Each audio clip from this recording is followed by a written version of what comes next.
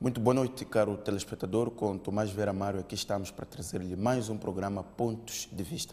Boa noite, Tomás, e seja muito bem-vindo ao programa de hoje. Muito boa noite, obrigado. Muito bem, Tomás Vieira Mário escolheu como facto da semana para este domingo suspeitas de corrupção no Conselho Superior da Magistratura Judicial. Tomás? Uma vez mais, boa noite. Esta semana a comunicação social fez circular uma notícia informando que a Comissão Central de Ética endereçou ao Gabinete Central de Combate à Corrupção um caso em que esta Comissão Central de Ética suspeita que possa haver situações de promiscuidade, se não mesmo de corrupção, neste órgão de disciplina dos juízes, Conselho da Magistratura Judicial, porque, diz a Comissão Central de Ética, a equipa, ou Sociedade de Advogados Alexandre Chival e Associados manterá um contrato nos termos do qual esta Sociedade de Advogados representa a Magistratura Judicial em processos disciplinares, em outros casos em tribunais. Ora, sucede que o Dr. Alexandre Chival é membro deste Conselho Superior de Magistratura Judicial e, nessa condição, assinando a sua sociedade um contrato com este Conselho, pode daí emergir conflito de interesses, porque não poderá ele ao mesmo tempo representar um órgão do qual é membro e, sobretudo, porque nessa qualidade ele vai aos tribunais e processos disciplinares que envolvam juízes ou outros casos do género.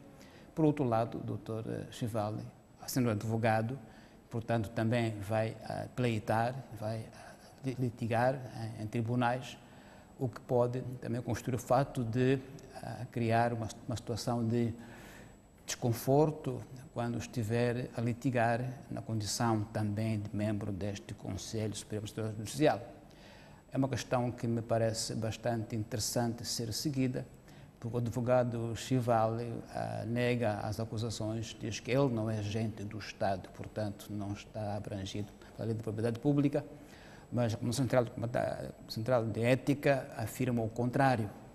É um caso raro em que temos órgãos superiores, como é este, de justiça, que são mencionados como tendo condutas eivadas de alguma suspeita de corrupção ou de promiscuidade ou de conflito de interesses, em que a pessoa avisada nega que seja o caso.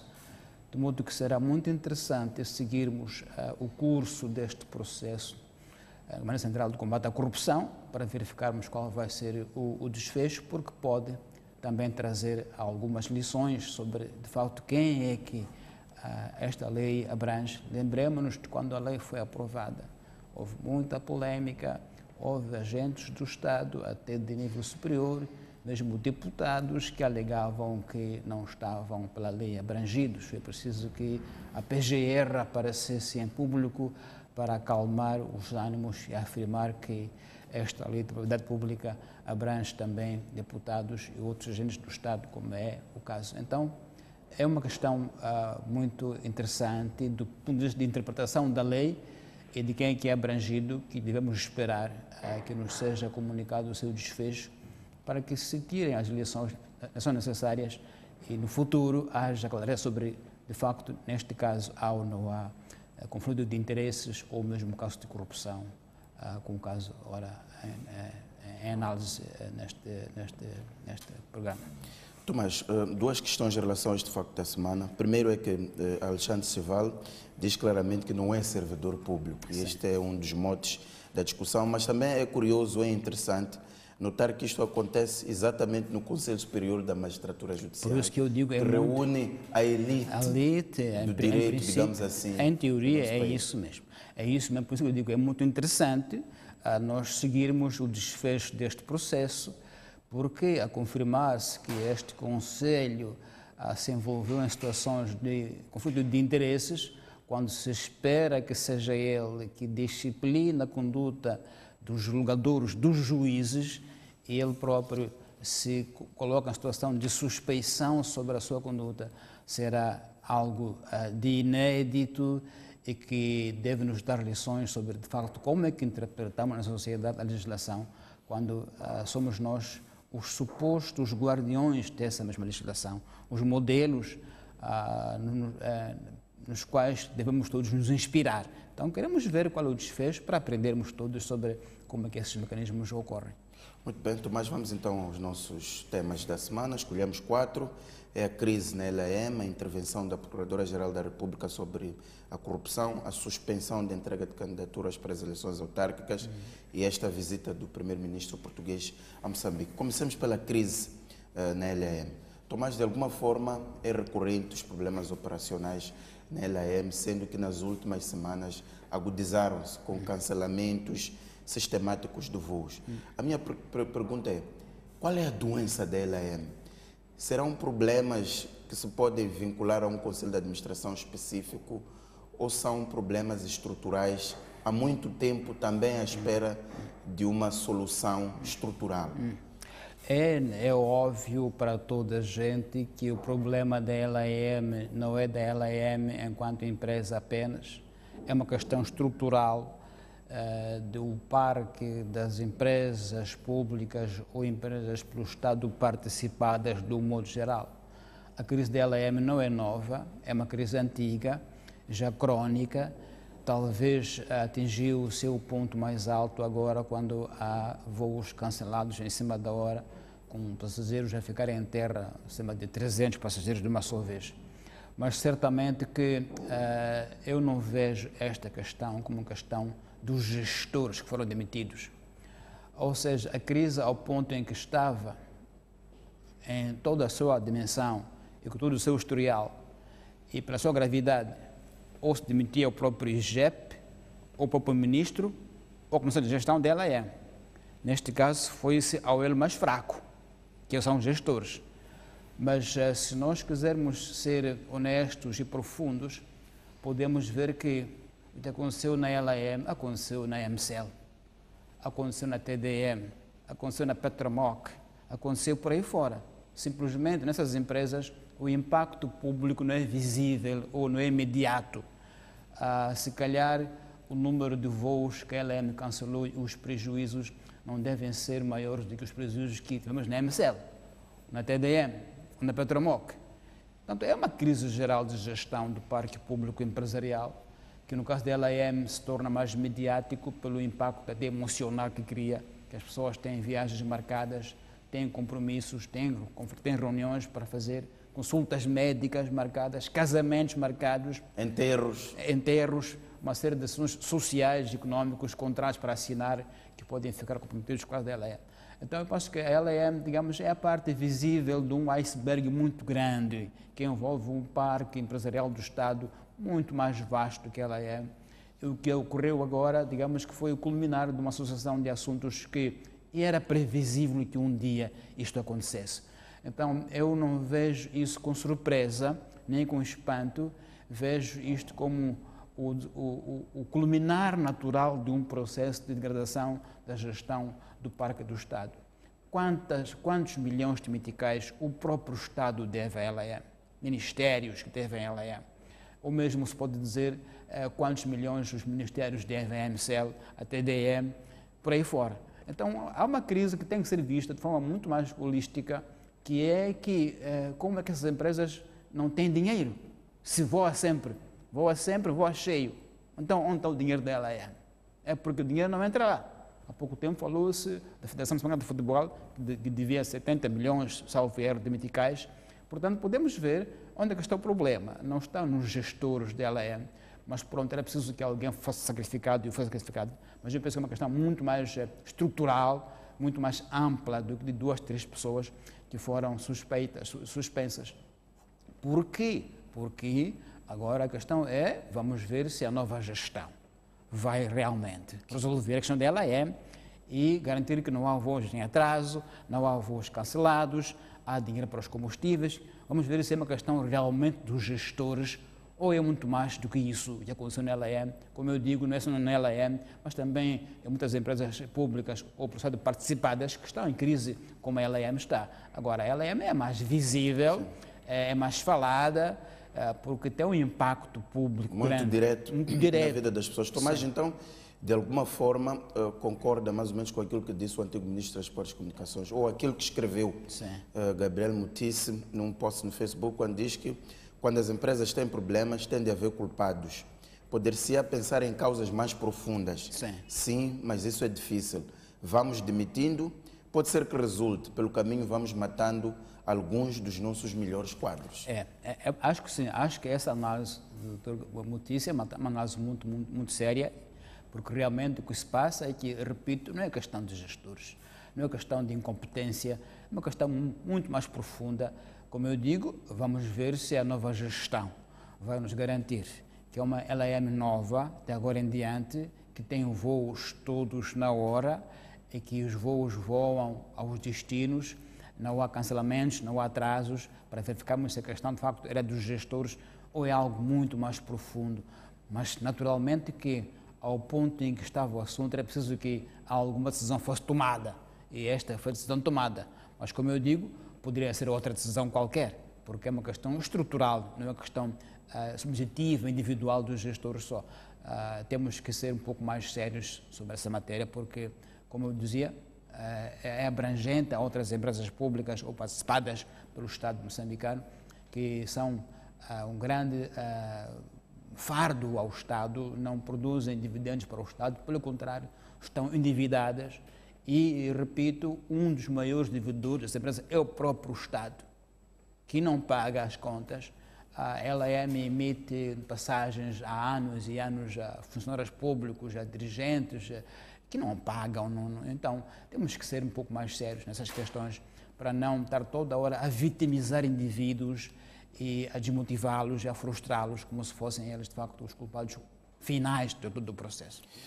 Tomás, como estamos a falar de medidas estruturais, a questão é que medidas estruturais são essas. Lembremos-nos que no ano passado o Presidente da República visitou a empresa Linhas Aéreas de Moçambique, numa visita global ao Ministério, mas levou mais tempo nas Linhas Aéreas de Moçambique, onde falou de medidas drásticas e falou de que há necessidade de quebrar o mito de companhia de bandeira. A questão é, o que é necessário fazer com a LAM? Na altura ventilava-se a ideia de encontrar um parceiro estratégico. Falava-se da Emirates, falava-se da companhia etíope, entre outras ideias foram lançadas. Mas de lá a esta parte não se viu nenhuma decisão estrutural para melhorar o desempenho das linhas aéreas de Moçambique. Eu acho que um pensamento imediato, talvez não muito profundo, pode ser o de que vamos privatizar, para entrar capital fresco, capital novo que alavanque a LAM. É um pensamento primeiro e primário do assunto. Mas privatizar uma empresa endividada como a LAM também não é fácil. Portanto, não é apetecível. Não é apetecível. Ninguém compra dívidas de uma empresa como a LAM ou arranjar parceiros de gestão. Já aconteceu em Angola, a TAG teve alguma vez uma parceria estratégica muito forte que alavancou a empresa. Também faz o Kenya Airways e outras empresas aéreas mundiais que procuram parceiros estratégicos para as proteger e dar mais robustez técnico-financeira de gestão. Porque gerir uma companhia aérea não é uma gestão qualquer, é uma gestão especializada. E, portanto, há de haver muitas hipóteses de abordar o assunto, mas realmente a ideia de como empresa de bandeira nacional deve ser por isso protegida, não se protege uma bandeira nacional esfarrapada. Quer dizer, precisa de uma bandeira que esteja em condições de se proteger. De modo que eu acho que sim, a ideia do chefe do Estado de que não se pode adormecer sob a alegação de empresa de bandeira deve ser repensado, mas o tempo já passou e muito tempo já passou e muito prejuízo já deu a LAM aos seus passageiros e ao país. É preciso realmente que haja uma solução de fundo do problema. Agora, a questão imediata é que a LAM é uma empresa ao qual devem milhões e milhões de meticais, muitas entidades públicas. E isso é que preciso saber se pagam ou não pagam o que devem a LAM, entidades públicas e privadas que viajam nos anos de LAM há anos e acumulam dívidas, colocam a empresa. Mas ninguém faz uma gestão eficiente sem dinheiro. Não é possível fazer milagres. Portanto, o dinheiro que a LAM deve fazer e tem feito, porque os aviões sempre vão cheios, não entra na LAM. Então não se pode pedir milagres aos gestores se o dinheiro que cobram não lhes é pago a tempo para poderem manter a empresa em pé e a funcionar em pleno. Tomás, de qualquer forma, a LEM precisa de dinheiro. Quer com parceiro estratégico, quer com a nova comissão de gestão que foi nomeada, e há faturas de combustível, aliás, o que conduziu a estes cancelamentos de voos. Foi mesmo isso. Há uma solução pontual ou transitória que é preciso encontrar neste momento. Penso que sim, tem que ser encontrada, porque as pessoas têm que viajar. O país é grande, há uma intensidade de movimentação de cidadãos pelo país todo e, portanto, a LEM não se pode dar ao luxo de não voar. Tem que voar e vão se encontrar, naturalmente, fórmulas sempre provisórias para que a LEM voe. Há pouco tempo houve aquela crise que já falamos aqui da Federação Moçambicana de Futebol, ficou sem dinheiro para o Moçambola e encontrou-se dinheiro de um dia para o outro. Não são soluções sustentáveis, são soluções, digamos, ad hoc, que não podem ser mantidas por longo tempo. Então, acho que há um debate, creio que no nosso governo há um debate muito mais sério sobre como apanhar o problema de raiz e não apenas através de substituição de gestores, porque, repito, não é aí onde está o problema. E a fórmula provisória, neste momento, Sim, sobretudo para fazer com que as gasolineiras voltem a manter uma relação normal com a LEM, será um cheque passado pelo Estado. Exatamente. Neste momento não estou a ver outra solução. É o Estado maior acionista também da Exatamente. empresa. E como o próprio Estado também não está a se navegar em grandes marés, há de ir à banca, uma vez mais, endividar-se para a LEM poder funcionar. Ou seja, vamos multiplicando os focos de endividamento público por causa de questão de gestão mal equacionadas ao longo de muitos anos, que agora acumularam-se e já estão insustentáveis, não tem mais espaço como sustentá-las. Muito bem, Tomás, vamos então passar para outro tema, que é a intervenção da Procuradora-Geral da República sobre a corrupção. A questão de fundo que a Procuradora tocou neste Congresso de Direito que houve aqui em Maputo há poucos dias é de que o grande desafio é fazer com que a sociedade moçambicana não seja tolerante à corrupção. Levantamos essa questão sobretudo porque ouve-se muito do discurso ao nível das instituições de justiça, ao nível do poder legislativo e mesmo do poder executivo, esta ideia de que a sociedade. A minha questão é, quem é essa sociedade? E se essa sociedade não é conduzida por instituições? Claro. São essas instituições de justiça, o legislativo e o poder executivo. Sim, realmente esse discurso de sociedade não deve tolerar a corrupção é um discurso, digamos, que dá um espaço a um vácuo muito grande. Quem é a sociedade que não deve ser tolerante à corrupção? A sociedade está organizada politicamente, como um Estado. E, portanto, se é preciso que se combata a corrupção, a sociedade politicamente organizada tem instituições próprias para combater a corrupção, incluindo a própria PGR, para combater a corrupção. Então, a sociedade, neste caso, é a sociedade política, que são instituições que nós temos para combater a corrupção. Portanto, são elas, em primeiro lugar, que têm a função pública e oficial e remunerada de combater a corrupção. E não se pode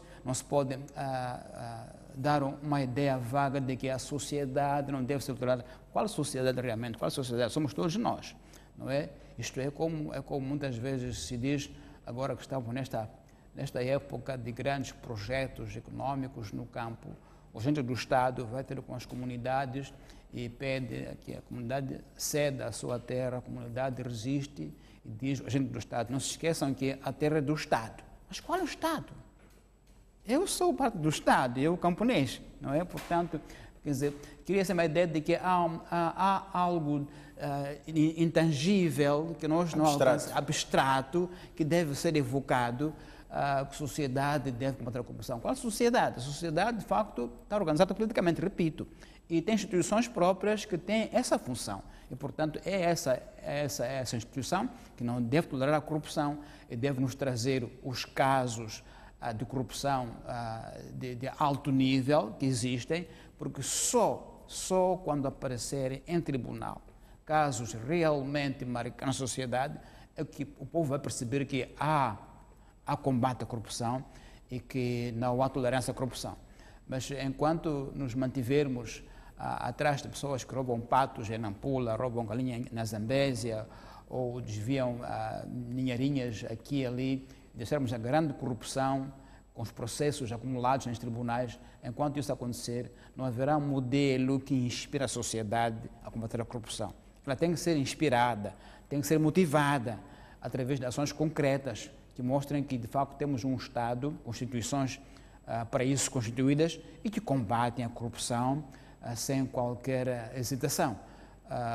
Não há como evitar mencionar que, enquanto o caso das dívidas ocultas não tiver desfecho, que o povo perceba que se combate a corrupção em Moçambique, ninguém falará de discurso de corrupção e convencerá as pessoas. Porque as pessoas agora têm uma espécie de um teto modelo. Queremos ver se nós chegamos lá. Se nós chegarmos lá, aí sim, vamos dizer assim, como estão a ver o povo, está aqui o caso. Nós, como instituições do Estado, combatemos a corrupção, levamos os processos até ao desfecho final e, portanto, não é só palavras em congressos, mas são atos. Porque nós, de congressos, em Moçambique, somos muito pródigos. Fazemos muitos congressos, conferências pomposas, com grandes discursos, mas, efetivamente, o cidadão comum não percebe como é que o que se fala nos congressos se realiza no dia a dia, no combate à corrupção em particular. Então, são discursos que vamos fazendo aqui e acolá, até fora do país. Somos muito profícuos, temos grandes produtores de discursos e de declarações muito fortes, mas realmente o cidadão ainda está à espera de ver, efetivamente, como é que se combate a corrupção em Moçambique, através de casos dos intocáveis, dos inalcançáveis, porque só esses é que nos trazem motivação de que, embaixo, em cascata, vamos seguir o modelo. De outro modo, podemos falar, apelar, discursar, estratégias, mas enquanto não houver factos concretos, ninguém se vai convencer de que somos sérios e somos contundentes na prática no combate à corrupção. Portanto, Tomás, o discurso só galvaniza, só mobiliza se a instituição tiver um desempenho aceitável. Exatamente. O discurso deve ser o discurso de resultados, o discurso de factos, e não mais de teorias, não mais de grandes concepções sobre corrupção, não mais de grandes elaborações acadêmicas. Isso todos nós sabemos e fazemos no dia a dia. Elaboração acadêmica, elaboração sofisticada, discursiva. Eu penso que os moçambicanos já fazem isso há muito tempo. Agora querem um discurso que diga: fizemos isto, estão aqui os casos, estão os julgados, estão aqui os tribunais, estão a funcionar. Isso sim é que vai mobilizar. Não mais discursos, repito, porque discursos nós os fazemos e muito bem, moçambicanos. Escrevemos discursos muito bons, nível acadêmico muito elevado, há muitos anos que o fazemos, mas realmente os moçambicanos já querem factos. Congressos e fóruns, penso que já os fazemos o suficiente para aquilo que é necessário como base teórica de aprendizagem. Já aprendemos. Precisamos realmente de discursos que tragam-nos o que fizemos, não o que devíamos fazer, não o que é bom fazer, não o que poderíamos fazer, mas o que fizemos. Eu acho que é isso que neste momento querem. Muito bem. Tomás, vamos então para o nosso outro tema, que é esta decisão da Comissão Nacional de Eleições de adiar o processo de recepção de candidaturas às eleições autárquicas. Enfim, voltamos àquela discussão que temos feito desde o início do ano, de que este processo está apertado e com o diálogo político, com os seus avanços e recuos, podem prejudicar as datas marcadas para as eleições. Sim. A Presidente da Assembleia da República, entretanto, a doutora Verónica Macamo, apareceu esta sexta-feira com um tom mais positivo, dizendo que os moçambicanos não devem desesperar porque ela crê que haverá eleições em outubro. Quando isso é dito por quem o disse, nos dá alento de que o processo está a avançar e que a Assembleia vai se reunir em breve para concluir o trabalho de legislação, de legislar de forma ordinária aquilo que a revisão constitucional determina. Então, a última, digamos, aparição de uma figura política de relevo que abordou o assunto foi da doutora Verónica Macamo, na sexta-feira, quando recebeu o primeiro-ministro português, António Costa. Portanto, nos termos em que a doutora Macamo falou, é o de que há progresso e que os moçambicanos não devem desesperar e que poderá, a qualquer momento, a Assembleia da República se reunir e fazer, portanto, as leis que devem orientar a CNE e o STAI no trabalho de inscrição dos partidos políticos. Então, esta foi a última, digamos, intervenção pública de um dirigente político que me pareceu dar um tom de que algo está a acontecer, entretanto, e que poderemos esperar proximamente que a Assembleia se reúna e faça o trabalho que tem que fazer para que a CNE e o STAI tenham instrumentos de trabalho. Do outro modo, realmente só ficamos com 90 dias, até outubro. Então, é muito, muito pouco tempo. Não sei o que é que se pode esperar que se faça nos tempos que restam, em termos de desmobilização dos homens armados de renome, porque é um processo também com algumas tecnicidades complexas, aparentemente, mas se repetimos, se houver vontade política genuína das partes, tudo se pode resolver. E eu creio que essa vontade existe. Também o dirigente da Frelimo, o secretário-geral da Frelimo, o Sr. Roque, apareceu na mesma altura a reafirmar que a Frelimo quer eleições e há de haver eleições. Então, penso que as declarações que nós temos na sexta-feira passada de dignatários políticos de alto nível nos dão uma indicação de que a crise vai ser debelada rapidamente. Mas, sem dúvida que vai ser sempre algo feito em cima do joelho, como sou dizer, e isso dá-nos uma grande insegurança no processo, porque é preciso também educar as pessoas que vão às assembleias de voto, às mesas de assembleias de voto, sobre como é que vão proceder, porque são novos procedimentos. Então, ainda que se resolva a questão pendente, o tempo já há muito que se esgotou. O que quer dizer que deve haver muito processo improvisado e pode haver muitos erros ao longo do processo que possam criar suspeitas uma vez mais, o que, obviamente, não engrandece o processo, nem consolida. Mas pronto, é o contexto que nós temos. Já desde há muito tempo que se previa que o tempo estava muito escasso, o chefe do Estado passou muitos meses a fazer pressão à Assembleia para que acelerasse os processos de aprovação constitucional, o que mostrava que todo mundo estava consciente que não havia tempo suficiente.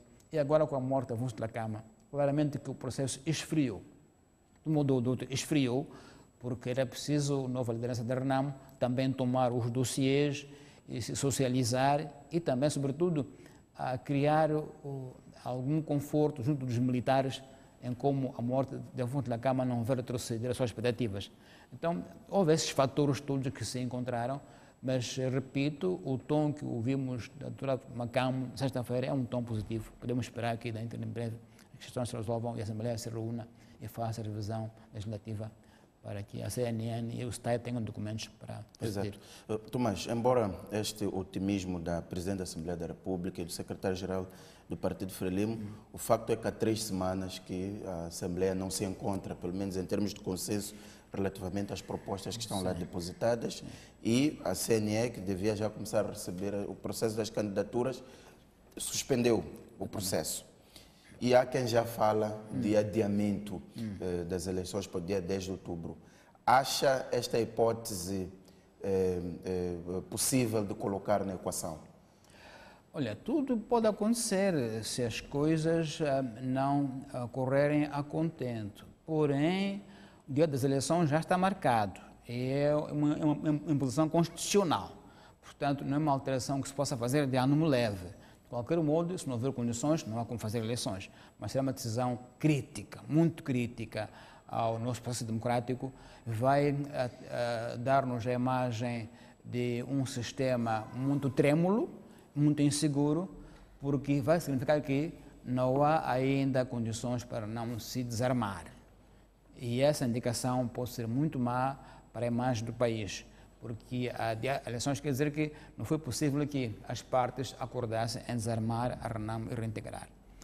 E essa notícia não pode ser boa para o país, não pode ser boa para os investidores, não pode ser boa para o mundo, porque neste momento, até 2019, há de haver um tempo de espera dos grandes investimentos para ver a posição de Moçambique pós-eleições. Então, estamos numa fase muito crítica em que o país não pode hesitar, deve dar sinais de segurança.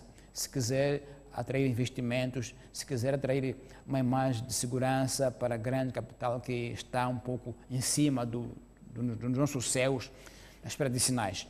Então, um adiamento tinha consequências muito sérias, porque, repito, dava a ideia de que em Moçambique ainda há grupos armados que não é possível desarmar. E isso é muito mau, nomeadamente que há um partido político que, além de estar no Parlamento, tem armas no mato.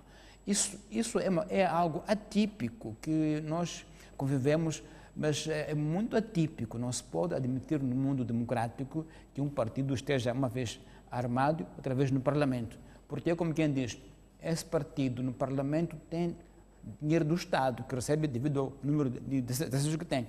Então, em teoria, esse partido leva dinheiro do Estado e se arma com ele contra o Estado.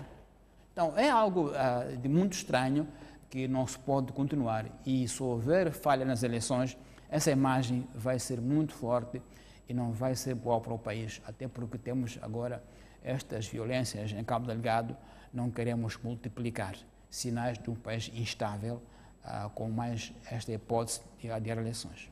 Tomás, o argumento da CNE para suspender este processo é que há falta de uma lei processual ou mesmo por via de uma lei supletiva para operacionalizar os comandos constitucionais introduzidos pela revisão pontual da Constituição da República de Moçambique. Mas isto também será uma discussão jurídica, já havendo quem defende que é possível no atual quadro, pelo menos a CNE, construir o processo eleitoral. Qual é a sua opinião? Acha que no atual modelo é possível? Na minha opinião, a CNN andou bem ao suspender. A CNE não tem um quadro legal, porque uma vez revista a Constituição, determinando um outro modelo eleitoral, esse modelo deve ser regulado em lei ordinária. A CNN e o STAI não poderiam usar um modelo, por exemplo, de lista. Agora o modelo é de lista única. A eleição do presidente, da Assembleia é lista única, em que o candidato está na cabeça da lista. O modelo anterior em vigor era de duas listas, o presidente do município e a Assembleia Municipal. Então, não poderia a CNN fazer vista grossa de uma alteração de fundo e avançar com legislação antiquada, sob o risco até de inconstitucionalidade. Poderia-se arguir inconstitucionalidade ao aplicar legislação que não está de acordo com a revisão constitucional ora realizada. Então, creio que a CNE caminhou bem ao suspender o processo e também uma forma também de dar pressão aos políticos para se decidirem. Não vá a CNE e o STAI, eles próprios, andarem com os seus próprios pés quando os políticos ao nível parlamentar não estão. Então, eu penso que foi uma decisão correta da CNE, na minha opinião. Uma decisão correta. E pelas palavras da Presidente da Assembleia da República e do Secretário-Geral da Frelimo, pode-se depreender que há negociações nos bastidores entre a Frelimo e a Renamo. Sem dúvida. Não poderiam esses dirigentes dar-nos este tom positivo sem qualquer fundamento. Penso que falaram com fundamento em informação que detêm, séria, de que há um processo negocial que ocorre, entretanto, entre as partes e que está no bom caminho.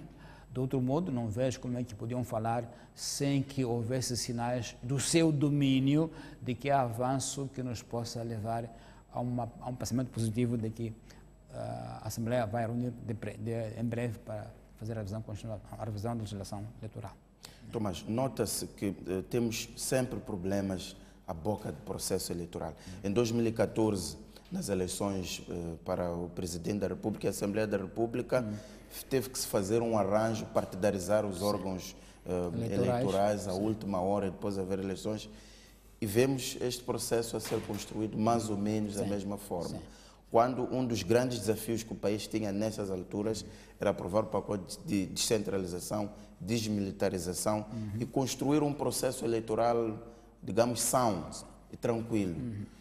Quais podem ser as consequências, ainda que sejam realizadas as eleições no dia 10 de outubro, mas quais podem ser as consequências a seguir? Não voltaremos a ter os conflitos pós-eleitorais com acusações de desorganização da CNE e por aí fora? Pois, como eu dizia, com o tempo que resta, é de prever que haja dificuldades técnicas para avançar o processo com lisura, com transparência e com eficácia técnica. Pode-se prever que haja dificuldades técnicas e essas podem ser politizadas, podem ser tratadas como sendo indícios de fraude, que é o discurso mais rápido que temos na nossa sociedade de fraude. Então, o tempo que temos é tão pouco que é inevitável que no processo haja erros técnicos, a preparação dos técnicos que vão ao terreno, a mesa de assembleia do voto, a educação cívica, pode muito bem não ter tempo suficiente para por todo ser dominada, primeiro. Depois, mesmo a coabitação entre os novos órgãos que vão ser eleitos a nível subnacional, essa coabitação não vai ser fácil, porque certamente a interpretação dos papéis de cada órgão vai ser uma escola muito complexa. Quando temos secretário do Estado, na província, no distrito, temos presidente do município, temos assembleias municipais, sobretudo quando estes órgãos, em termos de partidos políticos, não coincidirem. Isso pode prenunciar grandes conflitos, mas é uma aprendizagem que vamos fazer, num novo sistema, mas o fato de que tudo isto é feito às pressas piora o cenário de interpretação diversa e de conflito de interpretação, até conflito de poderes entre os diferentes níveis e órgãos que hão de sair dessas eleições. Então, é um risco que é previsível, porque não há tempo suficiente para as pessoas, de facto, dominar os documentos, dominar a legislação e ficarem confortados com como que se comportam se houver órgãos diferentes num distrito, numa província, com partidos diferentes ao mesmo tempo. Isso não vai ser algo fácil, não. Mas é uma escola, vamos aprender, talvez daqui a 5, 6 anos estaremos mais confortados com o processo e com o sistema como tal. Tomás, vamos então avançar para o nosso último tema, que é a visita do primeiro-ministro português a Moçambique, António Costa. Uma visita oficial de 2 dias, mas também notou-se uma visita amigável. Sim. E de bastante proximidade. Foram assinados vários acordos, pelo menos 10 instrumentos bilaterais entre protocolos, memorandos de entendimento em várias áreas, desde a área militar, aeronáutica, pescas, segurança social. Vemos o primeiro-ministro também a dançar no mercado central aqui em Maputo, tal como fez Marcelo Rebelo de Sousa, e a abertura de Portugal para apoiar Moçambique no processo de diálogo político. Qual é o balanço que faz desta visita do primeiro-ministro português, atendendo sobretudo que António Costa disse que Portugal nunca abandonou Moçambique em termos de investimento, mesmo nas fases mais difíceis que o país atravessou? Eu acho que foi uma visita realmente que tem uma componente econômica e política, mas também tem uma componente solidária, de muita solidariedade entre os dois povos. Claramente foi muito claro no termo dos discursos oficiais, que é nos encontros informais entre o Presidente da República e o Primeiro-Ministro português. Os discursos que ambos proferiram no banquete oferecido pelo chefe do Estado foram discursos de muita amizade, muita proximidade. O próprio primeiro-ministro António Costa fez questão de dizer que o pai dele mesmo, o bisavó ou avô, não me lembro mais agora, que nasceu aqui em Maputo e portanto, sentia-se também como parte de raízes moçambicanas. Então, houve uma componente humana muito forte nesta visita e percebia-se que há um entrosamento de interesses muito alto. Os tempos dos desentendimentos já lá vão para a história e o número de protocolos assinados é muito elevado. Creio que Portugal está querendo manter o seu lugar, já o teve em nível muito mais alto no passado, foi o perdendo, que houve a crise económica, financeira na Europa, que fez Portugal e outros países europeus descerem no nível de intervenção, mas Portugal, sobretudo com a governação de António Costa, recuperou muito economicamente e está a mostrar sua pujança económica. Também Portugal percebeu que Moçambique é de facto um país de investimento, é um país do futuro. Os dados que deu o ministro Malayane no seminário luso-moçambicano sobre as hipóteses de economia moçambicana florescer nos próximos anos é um desafio muito grande às empresas portuguesas, até porque, tirando as grandes áreas da indústria petrolífera, para as quais Portugal talvez não tenha potencialidade, ela tem muito espaço ao nível mais baixo das pequenas e médias empresas, para penetrar nessa economia moçambicana e poder tirar disso grande proveito. Então, penso que foi uma visita a todos os níveis muito positiva. Repito que não teve só o fato oficial, teve o fato solidário, o fato humano muito forte, de calor humano muito forte, que reforçou, digamos, este entendimento, estes laços até históricos e culturais entre os dois países e povos. O balanço final é muito positivo pelo número de protocolos assinados e áreas de cooperação abrangidas. São todas as áreas quase foram abrangidas, incluindo a defesa e segurança, que é uma área muito sensível, mas Portugal também avançou com acordos nessa área. Então, penso que foi uma boa visita. Muito obrigado, Tomás. Desta feita, fechamos então o nosso programa. Assim, caro telespectador que nos acompanhou, até daqui a 7 dias.